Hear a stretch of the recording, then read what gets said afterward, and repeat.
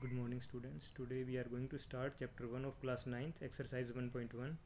Exercise को start करने से पहले हम इसका थोड़ा सा मैं आपको बेसिक इंट्रोडक्शन बता देता हूँ।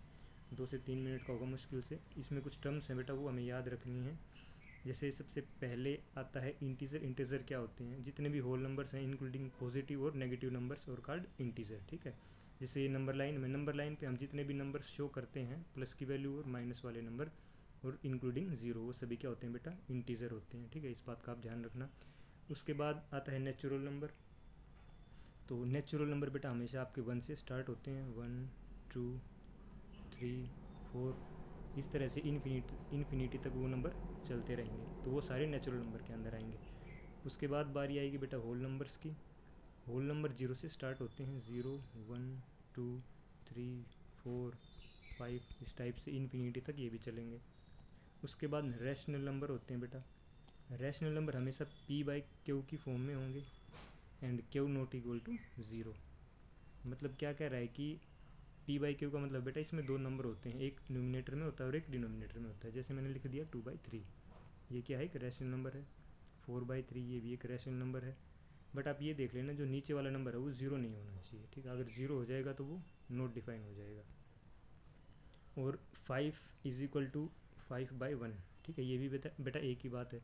ठीक है, तो हम 5 को भी क्या बोल सकते हैं? रैशनल नंबर, क्योंकि हम 5 को 5/1 की तरह भी रिप्रेजेंट कर सकते हैं। तो इस बात का आप ध्यान रखना। उसके बाद बारी आती है बेटा इरेशनल नंबर की। इरेशनल नंबर स्क्वायर रूट वाले नंबर होते हैं जो सोल्व ना हो। ठीक है, बेसिकली 3 टाइप के नंबर्स इरेशनल नंबर होते हैं। जैसे मान लो √2। अब √2 को हम कंप्लीट इसका स्क्वायर रूट नहीं निकाल सकते, तो ये क्या हो जाएगा? एक रैशनल नंबर हो जाएगा। ठीक है, √3 इसका भी हम स्क्वायर रूट कंप्लीट नहीं निकल सकता, ये भी एक इरेशनल नंबर हो जाएगा। अब आप अगर √4 लोगे तो ये इरेशनल नंबर नहीं है, क्योंकि आपको पता है √4 का मतलब है कि भाई हमें 4 का स्क्वायर रूट निकालना है। मतलब 4 किसका स्क्वायर होता है? और आपको पता है 4 बेटा 2 का स्क्वायर होता है। तो √4 को जब हम सोल्व करेंगे तो हमारा आंसर 2 आएगा, ना कि √4 ही रहेगा। तो √4 जो है वो इरेशनल नंबर नहीं है, इस बात का आप ध्यान रखना। ठीक है, इसको मैं थोड़ा सा आपको अलग से बता देता हूँ। ये वाला √4, ठीक है, √4 जो है इरेशनल नंबर नहीं है।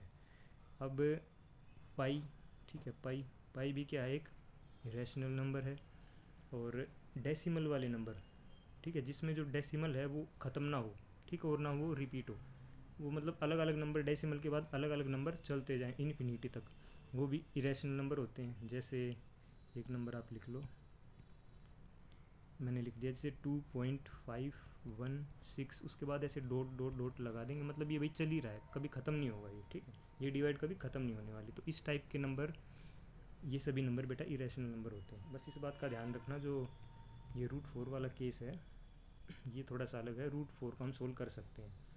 बेसिकली इरेशनल नंबर में वो नंबर होते हैं जिसका स्क्वायर रूट हम फाइंड नहीं कर सकते। ठीक है, उसके बाद रियल नंबर्स की बारी आएगी। रियल नंबर के अंदर बेटा सभी नंबर आ जाएंगे। ठीक है, रियल नंबर के अंदर क्या क्या आ सकते हैं देख लो। नेचुरल नंबर भी रियल नंबर के अंदर आते हैं। ठीक है, होल नंबर भी रियल नंबर के अंदर आएंगे। रैशनल नंबर भी रियल नंबर के अंदर आएंगे। इरेशनल नंबर भी रियल नंबर के अंदर आएंगे। ठीक है, और इंटीजर भी बेटा रियल नंबर के अंदर ही आएंगे। ठीक है, तो रियल नंबर बेसिकली इन नंबर्स, इन पूरे नंबर्स का सेट होता है। ठीक है, आप 11th क्लास में पढ़ोगे वैसे तो, सेट एक चैप्टर है। बाकी मैं आपको एक छोटी सी टर्म बता देता हूँ इसकी। मेरे कहने का मतलब ये है, इसके अंदर बेटा रियल नंबर के अंदर नेचुरल नंबर भी आएंगे, होल नंबर भी आएंगे, रियल नंबर भी आएंगे। ठीक है, इरेशनल नंबर भी आएंगे और इंटीजर को बेसिकली हम जेड से डिनोट करते हैं। ठीक है, तो ये सभी नंबर रियल नंबर के अंदर आते हैं। ठीक है, तो बस इन बातों का ध्यान रखना, आप इनकी डेफिनेशन को याद करने की ज़रूरत नहीं है आपको। तो अब एक्सरसाइज 1.1 है। इसमें कह रहा है कि is zero a rational number. हमें बताना है क्या ज़ीरो एक रैशनल नंबर है, येस या नो में हमें इसका आंसर देना है। तो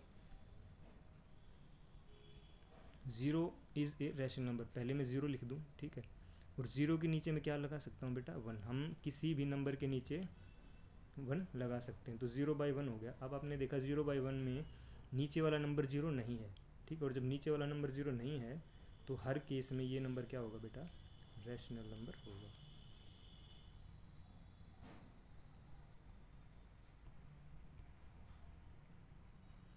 अब can you right it in the form of p/q, लिख तो दिया हमने 0/1, ये p/q की फॉर्म में ही है, ठीक है। Where p and q are integer, 0 भी इंटीजर है 1 भी इंटीजर है, आपको पता है। और q नॉट इक्वल टू 0, देखो 1 0 के इक्वल भी नहीं है। तो ये इतना इसका आंसर है बेटा, ठीक है। सेकंड क्वेश्चन देखते हैं।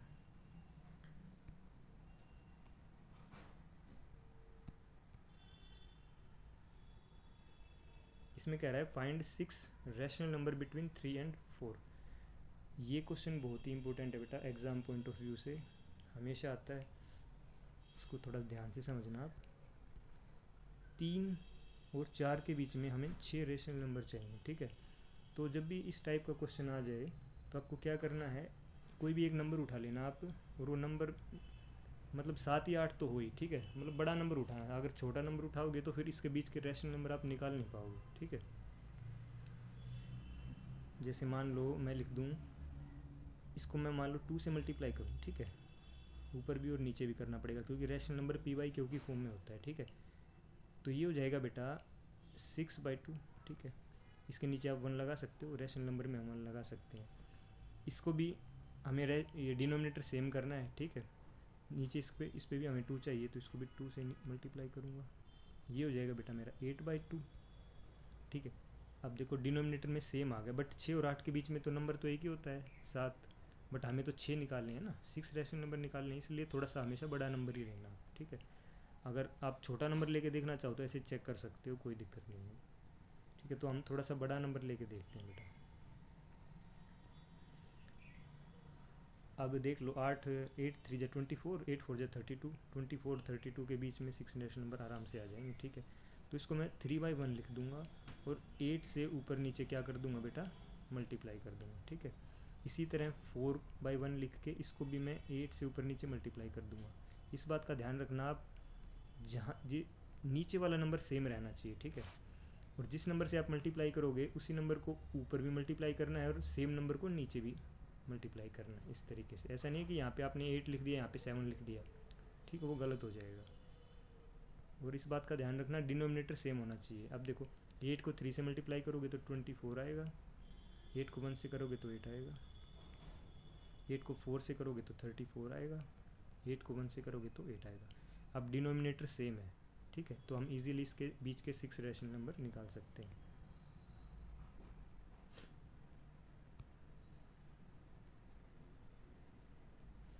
ट्वेंटी 4/8 और 32/8 के बीच के नंबर, तो हम 25 से स्टार्ट करेंगे बेटा। 25/8, 26/8, 27/8, 28/8, 29/8 और 30/8। शायद ये 6 हो गए होंगे, 1 2 3 4 5 6, ठीक है।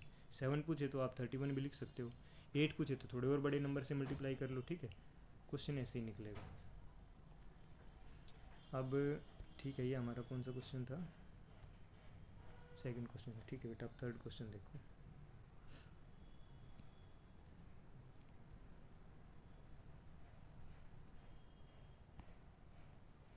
इसने कहा है find 5 rational number between 3/5 and 4/5, ठीक है।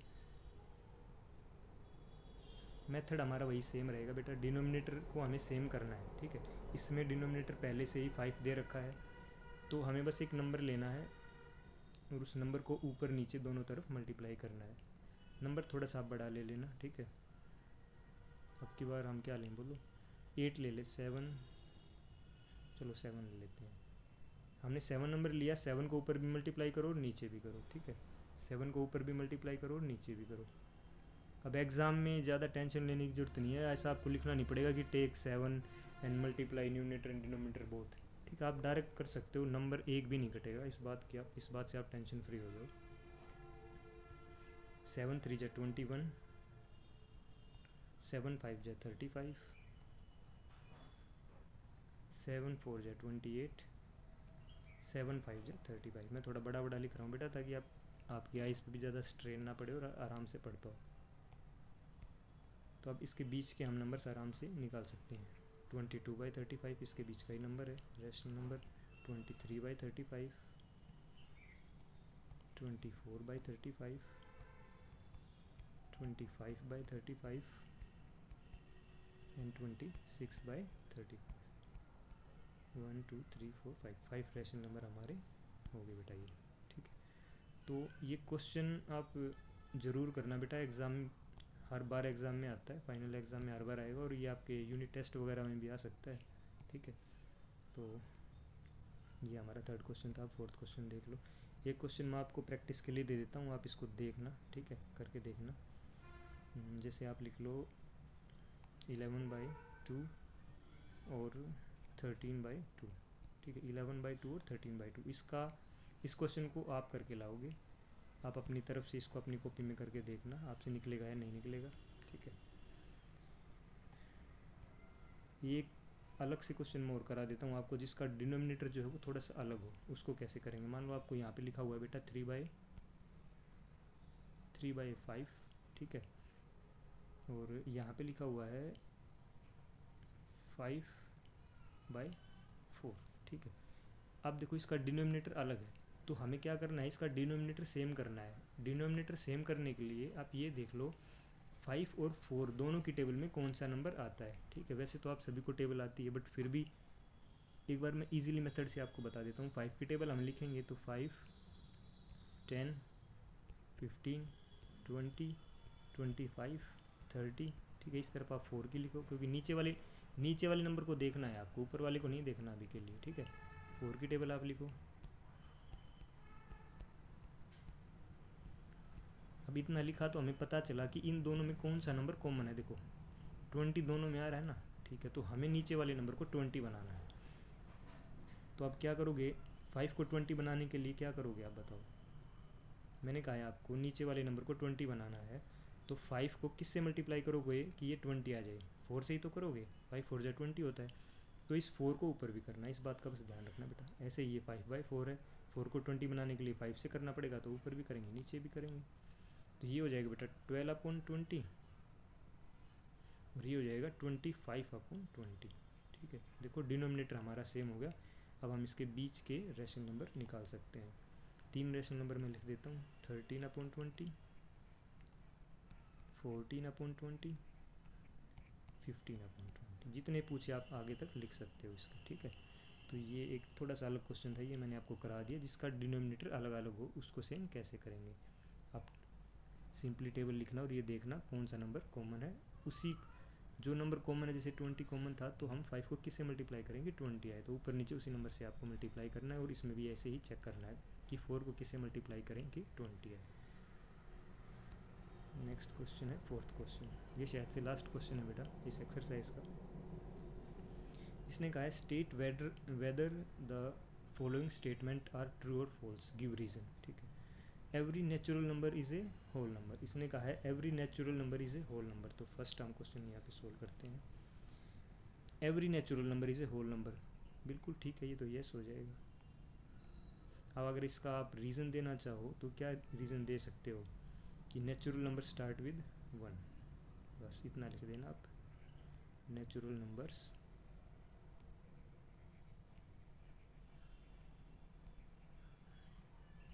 स्टार्ट्स विद 1, और होल नंबर कितने से स्टार्ट होते हैं, 0 से। 0 के बाद 1 ही आना है वैसे भी। ठीक है, तो रीज़न सिंपल यही रहेगा इसका। सेकंड स्टेटमेंट है every integer is a whole number. क्या एवरी इंटीजर होल नंबर हो सकता है? मैंने आपको इंटीजर की डेफिनेशन लिखवाई थी, या मैंने आपको बोल के बताया था कि भाई every whole number is a integer including positive number and negative number. तो इंटीजर के अंदर नेगेटिव नंबर भी आते हैं। और इसने कहा है कि एवरी इंटीजर, मतलब जितने भी इंटीजर हैं इस यूनिवर्स में वो सारे होल नंबर होते हैं? नहीं ना, नहीं हो सकते, क्योंकि इंटीजर के अंदर तो नेगेटिव भी आते हैं, और नेगेटिव नंबर होल नंबर नहीं होता बेटा। ठीक है, होल नंबर सिर्फ पॉजिटिव नंबर होंगे जो 0 से स्टार्ट होकर इन्फिनिटी तक चलते हैं। तो इसका आंसर आ जाएगा बेटा फॉल्स। इसका ट्रू लिख लेना, यस लिख दिया मैंने, इसको ट्रू कर लेना। ठीक है, और इसका आंसर हो जाएगा बेटा फॉल्स। अब रीज़न आप इसका क्या दे सकते हो, every integer is a whole number, आप यहाँ पे लिख सकते हो कि नेगेटिव, ठीक है, या नेगेटिव का निशान डायरेक्ट ही नेगेटिव लिख लो आप,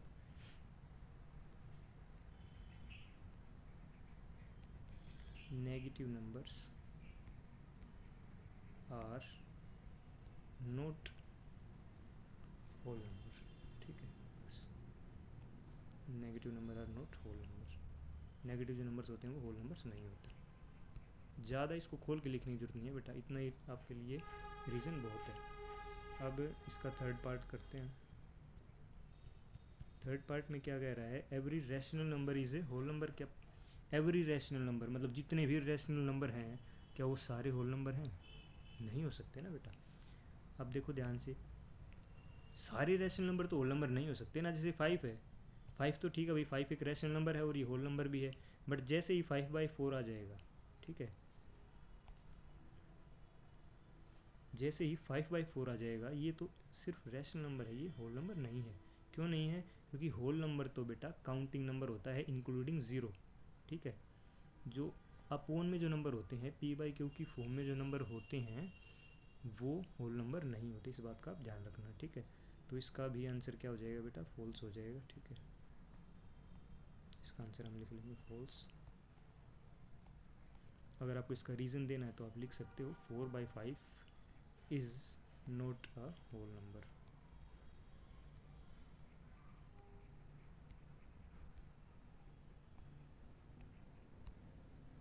Because 4/5 is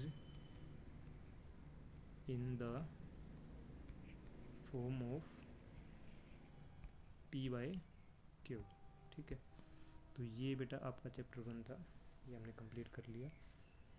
अब इससे नेक्स्ट वीडियो में हम सेकंड चैप्टर स्टार्ट करेंगे। Thank you. वीडियो को बेटा लाइक, सब्सक्राइब और शेयर ज़रूर करिएगा।